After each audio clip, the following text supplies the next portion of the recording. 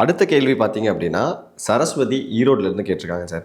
நான் ஒரு சொந்தமாக தொழில் தொடங்க வேண்டும் என்றால் என்னென்ன விஷயங்களை செய்ய வேண்டும் அப்படின்னு கேட்டிருக்காங்க. இப்போ என்கிட்ட ஒருத்தர் வந்தாங்க, ஒரு மேடம் வந்தாங்க. ஐ திங்க் டவுன் சவுத்லேருந்து, எனக்கு ஊர் பேர் தெரியல, சேலம்னு நினைக்கிறேன். சரி. அவங்க வந்து என்ன பண்ணாங்கன்னா, நான் வந்து டெய்லரிங் பிஸ்னஸ் பண்ணுறேன், சரி. என்கிட்ட ஒரு 4 டெய்லர்ஸ் இருக்காங்க.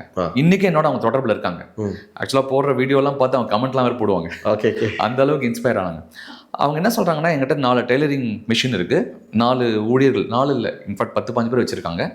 இப்போ நான் வந்து டிசைன் பண்ணி என்ன சொல்லுவாங்கன்னா, டிசைனர் பிளவுசஸ் சொல்லுவாங்களா, டிசைனர் சாரி மாதிரி, அந்த மாதிரி கஸ்டம் பில்டு இவங்க கிட்ட போனால் அந்த மாதிரி யூனிக்காக இருக்கும். அதெல்லாம் அவங்க டிசைன் பண்ணி அதை வந்து மார்க்கெட் பண்ண முயற்சி பண்ணுறாங்க. ஓகே, அவங்களுக்கு நான் நிறைய விஷயங்கள் ஹெல்ப் பண்ணேன். எப்படி வந்து யூனிக்காக நீங்கள் கிரியேட் பண்ண முடியும், ஓகே, உங்கள் பிராண்ட் எப்படி மார்க்கெட்டில் கொண்டு போய் சேர்க்க முடியும், இந்த பொருளை யார் வாங்குவாங்க, லேடிஸ் வாங்குவாங்க. அந்த லேடிஸ்லாம் எங்கே இருக்காங்க? ஸோ லேடிஸ்லாம் மீட் பண்ணுற இடம் இருக்குல்ல, ஒரு அசோசியேஷனாக இருக்கலாம், மாதர் சங்கமாக இருக்கலாம், ஒரு செல்ஃப் ஹெல்ப் குரூப்பாக இருக்கலாம், இல்லையா ஒரு அப்பார்ட்மெண்ட்னா அது ஒரு லேடிஸ் விங்காக இருக்கலாம். இந்த மாதிரி பெண்கள்லாம் எங்கே இருக்காங்களோ அந்த இடத்துல நீங்கள் தொடர்பு வச்சுக்கணும்.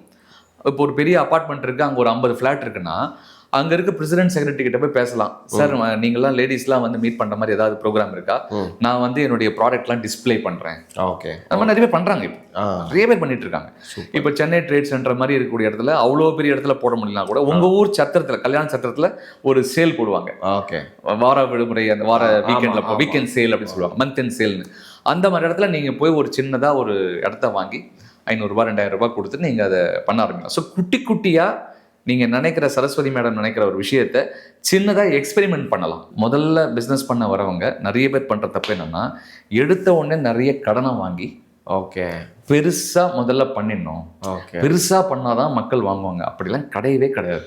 ஓகே, சிறுக கட்டி பெருக வாழ், தமிழில் சொல்லியிருக்கு. குட்டியாக முதல்ல செய்வோம். அது பார்க்குறவங்களுக்கு என்னப்பா ஒன்றுமே இல்லை, ரொம்ப சிம்பிளாக ஒரு விஷயம் பண்ணுறது.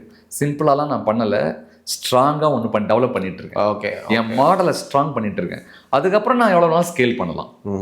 அநேகமாக இது அவங்களுக்கு யூஸ்ஃபுல்லாக இருக்கும்னு நினைக்கிறேன்.